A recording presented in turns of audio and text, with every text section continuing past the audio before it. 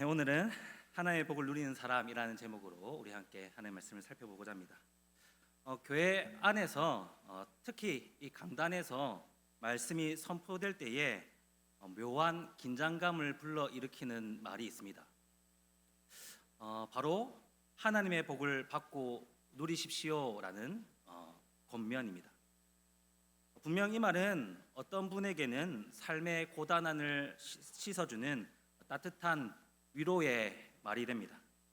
질병의 고통, 무너진 경제적 상황, 자녀를 향한 금신 속에 있는 성도들에게 하나님의 돌보심은 정말 간절한 기도의 제목이자 유일한 소망이기 때문입니다.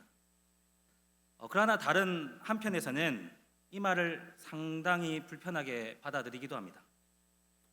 여러 가지 이유가 있겠지만 그 이유 중 하나는 과거 한국 교회 안에 하나님의 복을 오직 세속적인 성공이나 무조건적인 형통으로만 해석했던 기복주의적인 흐름에 대한 반감이 남아있기 때문입니다. 물론 신앙의 본질을 지키기 위한 이 건강한 경계심은 분명히 필요했습니다. 그런데 문제는 이 경계가 지나치게 경직되면서 또 다른 극단이 생겨났기 때문입니다. 이제는 하나님의 복을 언급한 것 자체를 저급한 기복 신앙으로 치부하거나 건강과 평안 같은 실질적인 삶의 은혜를 구하는 것을 영적이지 못한 태도로 여기는 그런 이분법적인 신앙에 빠지게 된 것입니다. 이 시간에도 제가 고백하는 거지만 저 역시 사역 초기의 전도사 시절에는 이런 비슷한 오류를 범한 적이 있습니다. 성도들의 육체적인 질병이나 경제적인 결핍에 대해 하나님의 복을 선포하시는 선배 목사님들을 보며 복음이 너무 세속적인 가치에 머물러 있는 것은 아닌가, 그런 비판적인 시각을 가졌던 때가 있었습니다. 하지만 나름대로 성경을 연구하고 인생을 더 깊이 알아가면 알아갈수록 제 안에는 근본적인 질문이 생기기 시작했습니다. 하나님은 정말 인간의 영혼에만 관심이 있으시고 우리가 발을 딛고 사는 이 세상의 일상의 결핍에 대한 문제에서는 무관심한 분이신가? 라는 질문입니다. 여러분, 우리가 건강을 바라고 가정이 평안하고 삶이 조금 더 안정되기를 바라는 것이 단순히 믿음이 부족하거나 신앙이 세속적이기 때문에 나타나는 현상일까요? 그렇지 않습니다. 사람은 누구나 복을 원합니다. 건강하길 바라고, 가정이 평안하길 바라고, 삶이 조금 더 안정되길 바라고, 내가 하는 일에 있어서 더 큰 하나님의 은혜가 있기를 바랍니다. 이런 마음이 특별히 욕심이 많아서 생기는 마음이라기보다는 쉽지 않는 인생길을 살아가는 우리들이 가질 수 있는 정말 자연스러운 소망이라고 할 수 있는 거죠. 그래서 하나님의 복과 관련하여 중요한 것은 우리의 감정이나 시대적인 현상, 그 분위기에 따르는 것이 아니라 정말 성경이 정의하는 복이란 무엇인지 바르게 정립하는 것부터 우리에게 꼭 필요합니다. 그렇다면 여러분, 우리는 하나님의 복을 어떻게 이해하고 하나님의 복을 어떻게 구해야 할까요?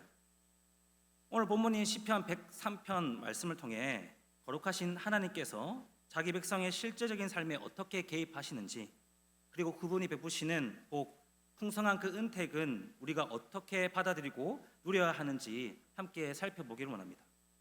여러분 1절 보시기 바랍니다. 1절 보시면 내 영혼아 여호와를 송축하라, 내 속에 있는 것들아 다 그의 거룩한 이름을 송축하라, 그렇게 말씀합니다. 그리고 이어서 2절 말씀은 이렇게 말합니다. 내 영혼아 여호와를 송축하며 그의 모든 은택을 잊지 말지어다. 여러분 1절과 2절에서 시편 기자는 두 가지를 강조하고 있습니다. 하나는 하나님의 거룩한 이름을 송축하라라는 것이고, 또 다른 하나는 하나님의 모든 은택을 잊지 말라라는 것입니다. 여러분 이것은 우연한 나열이 아닙니다. 우린 종종 하나님의 거룩하심을 생각할 때 그분이 높고 너무 멀리 계셔서 우리의 삶의 구체적인 문제들과는 거리가 있는 분으로 쉽게 오해하곤 합니다. 그러나 시편 기자는 바로 그 거룩하신 하나님의 모든 은택을 기억하라 그렇게 명령합니다. 이것은 시편 기자가 하나님을 어떤 분으로 신뢰하고 있는지를 보여주는 아주 중요한 고백입니다. 시편 기자는 거룩하신 하나님은 우리의 현실을 외면하신 분이 아니라 오히려 그 거룩하신 권능으로 우리의 삶에 개입하셔서 구체적으로 복을 베푸시는 분이다 그렇게 말하고 있는 겁니다. 그런 의미에서 2절에서 등장하고 있는 이 은택이라는 단어도 막연하고 추상적인 개념이 아닙니다. 하나님께서 자기 백성에게 실질적으로 베푸시는 선한 일들, 즉 하나님께서 우리 삶의 현장에서 실제로 행하신 선한 일들을 가리키는 말인 것이죠. 그럼 여러분, 하나님이 베푸시는 은택, 곧 하나님이 베푸시는 복이란 구체적으로 무엇을 말하는 것일까요? 3절부터 5절까지 말씀은 하나님이 베푸시는 그 은택이 구체적으로 무엇인지를 하나씩 소개하고 있습니다. 여러분, 먼저 3절을 보시기 바랍니다. 3절에 그가 내 모든 죄악을 사하시며 라고 이렇게 말하고 있습니다. 여러분, 하나님의 복, 하나님이 베푸신 은택에 대해 가장 먼저 시편 기자는 죄 사함으로 그렇게 시작하고 있는 것에 우리가 중요한 의미를 가져야 합니다. 그러면 성경이 말하는 복은 결코 하나님과의 관계를 무시한 채 겉으로만 잘 되는 그런 삶을 가리키지 않습니다. 하나님의 복은 언제나 죄로 인해 막혀있던 하나님과의 관계를 먼저 열어주시고 정죄 아래에 있던 인생을 긍휼로 다시 세워주시는 그 관계의 회복으로부터 시작됩니다. 그래서 시편 기자가 수많은 은택들 가운데, 그 복들 가운데 죄 사함을 가장 먼저 언급하고 있는 것은 결코 우연이 아닙니다. 이 하나님과의 관계의 회복이 모든 복의 근본이요 출발점이기 때문입니다. 그런데 여러분, 본문은 거기서 멈추지 않습니다. 시편 기자는 계속해서 이렇게 고백을 합니다. 내 모든 병을 고치시며 내 생명을 파멸해서 속량하신다라고 그렇게 말합니다. 여기서 우리는 하나님의 복이 오로지 영적인 영역에만 머무르지 않고 삶의 실질적인 자리로 흘러간다라는 사실을 보게 됩니다. 여러분, 하나님은 우리의 육신의 그런 연약함을 외면하지 않으십니다. 고통과 위기의 순간에 우리의 생명을 붙드시는 실질적이고 그리고 구체적인 도움을 주시는 분이십니다. 또한 4절에서 시편 기자는 이어서 인자와 긍휼로 관을 씌우시며 그렇게 고백하고 있습니다. 여러분, 왕관을 머리에 씌운다라는 것은 단순히 한 번만 잘해준다라는 뜻이 아닙니다. 우리 삶 전체에 인자와 긍휼로 둘러싸 주셔서 하나님의 사랑이 우리 일상에 지속적으로 보호하도록 이끄신다라는 그런 풍성한 약속이 담긴 말입니다. 그리고 여러분, 마지막으로 5절 말씀을 보면 하나님은 좋은 것으로 내 소원을 만족하게 하사 내 청춘을 독수리같이 새롭게 하시는 분이다 그렇게 선포하고 있습니다. 이 말씀은 하나님께서 지친 인생을 다시 일으키시고 우리 삶에 필요한 것들을 채우셔서 다시 사명을 향해 나아갈 수 있도록 그 힘과 능력을 회복시켜 주신다라는 뜻입니다. 여러분, 우리가 지금까지 살펴보았던 것처럼 여러분, 하나님의 은택, 하나님의 복은 이처럼 너무나도 풍성합니다.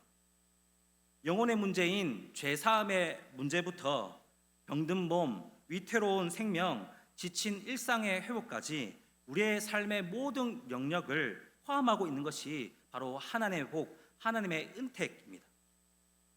그럼 다시 한 번 더 말씀드리면 우리는 종종 하나님의 복을 너무 좁게만 생각하여서 영적인 은혜만 대단하고 현실적인 필요를 구하는 것은 마치 신앙의 낮은 자들만 구하는 것처럼 여길 때가 있습니다. 그러나 시편 103편의 말씀을 여러분 잘 보시기 바랍니다. 물론 하나님의 복을 세속적인 성공만으로 축소하는 것은 늘 경계해야 하지만 반대로 하나님의 복을 영적인 차원에서만 가둔 것 또한 성경에 보여주는 하나님의 복의 그 풍성함을 놓치는 일입니다. 하나님은 자기 백성들의 영혼뿐만 아니라 실질적인 삶까지 돌보시는 분이십니다. 따라서 우리의 삶의 구체적인 문제들을 놓고 하나님께 복을 더하여 달라고 당당하게 구할 수 있어야 합니다. 우리 하나님은 그 모든 은택을 기꺼이 베푸시기를 기뻐하시는 분이시기 때문입니다. 그런데 여러분, 바로 여기서 우리가 한 걸음 더 나아가 생각해 보아야 할 문제가 있습니다. 하나님 분명 복을 베푸시는 분이신데 우리 삶을 돌아보면 한 가지 이상한 점을 발견하게 됩니다. 그 복이 언제나 감사와 평안으로 이어지지 않는다라는 사실입니다. 여러분, 우리가 복을 간구할 때는 정말 간절합니다. 하나님이 아니면 안 될 것처럼 정말 매달려서 기도합니다. 여러분, 그렇지 않습니까? 그런데 정작 하나님께서 은혜를 베푸셔서 간절히 바라는 것을 얻게 되면 그때부터 우리 마음 가운데는 묘한 변화가 생깁니다. 그 복을 마음껏 누리기보다 그 복을 지켜야 한다라는 마음이 더 커지기 시작한다라는 것입니다. 그 하나님의 복이 하나님이 주신 선물임에도 불구하고 감사로 누리기보다는 이제 내 손으로 지켜야 할 내 소유물처럼 여기기 시작한다라는 것입니다. 여러분, 이것이 우리의 솔직한 모습이 아닐까요? 건강이 회복되면 감사하기보다 다시 아플까봐 조심스러워집니다. 경제적으로 조금 안정되면 여유가 생기기보다 또 잃어버릴까봐 더 예민해집니다. 자녀의 문제가 해결되면 하나님께 더 가까이 나가기보다 그 상태를 유지하느라 더 분주해집니다. 복을 분명히 받았는데 우리의 믿음과 마음은 오히려 더 이전보다 쪼그라지는 겁니다. 여러분, 그러면 결국 어떤 일이 벌어집니까? 하나님께 더 가까이 가기보다 하나님이 주신 복 자체에 그 마음이 붙들리기 시작합니다. 복을 주신 하나님보다 하나님이 주신 복이 더 크게 보이기 시작한다라는 것입니다. 여러분, 여기서 우리는 중요한 한 가지를 인정해야 합니다. 복을 받는 것과 그 복을 복답게 누리는 것은 전혀 다른 문제라는 사실입니다. 복을 받았지만 누리지 못하는 사람이 있습니다. 반대로 많은 복을 받지 않아도 그 복을 하나님 안에서 충분히 누리며 사는 사람이 있습니다. 여러분, 그렇다면 이 차이는 어디서 오는 것일까요? 도대체 무엇이 하나님이 주신 복을 정말 복답게 누리게 만들 수 있을까요? 오늘 시편 103편은 그 해답을 하나님을 경외하는 것이다 라고 분명하게 제시하고 있습니다. 여러분, 17절을 보시기 바랍니다. 여호와의 인자하심은 자기를 경외하는 자에게 영원부터 영원까지 이르며 그의 은은 자손에게 이르니, 그렇게 말씀합니다. 그리고 이어지는 18절에서는 이렇게 덧붙입니다. 곧 그의 언약을 지키고 그의 법도를 기억하여 행하는 자에게로다. 여러분, 시편 기자는 하나님의 인자하심과 의가 누구에게 머문다라고 말하고 있습니까? 바로 자기를 경외하는 자에게 영원부터 영원까지 이른다, 그렇게 강조하고 있습니다. 이 말은 하나님의 복이 아무에게나 던져지는 행운 같은 것이 아니며, 또한 복을 가졌다고 하더라도 누구나 자동적으로 그것을 누릴 수 있는 것이 결코 아니라라는 뜻입니다. 너무 당연한 말이지만 하나님이 주시는 복은 결코 하나님과 분리될 수 없습니다. 그럼 그렇다면 성경이 말하는 경외는 무엇일까요? 그것은 한마디로 하나님을 하나님으로 인정하는 것입니다. 하나님을 높이고 그분 앞에 자신을 낮추며 하나님이 주시는 복보다 복을 주시는 하나님을 더 소중히 여기는 태도입니다. 여러분, 바로 여기서 복을 누리는 방식의 결정적인 차이가 발생합니다. 하나님을 경외하지 않는 사람은 복을 받으면 그것을 자기 힘으로 붙들어야 한다, 자기 하기 나름이다, 그렇게 생각합니다. 그래서 소유에 집착이 생기고 복을 받으면 받을수록 하나님과는 오히려 더욱더 멀어집니다.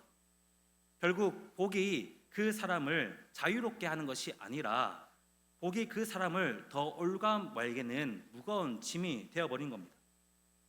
그러나 여러분, 하나님을 경외하는 사람은 다릅니다. 하나님을 경외하는 사람은 복을 받으면 먼저 이 복은 하나님께서 내게 주신 선물이다라는 것을 압니다. 그래서 감사로 온전히 받을 수 있습니다.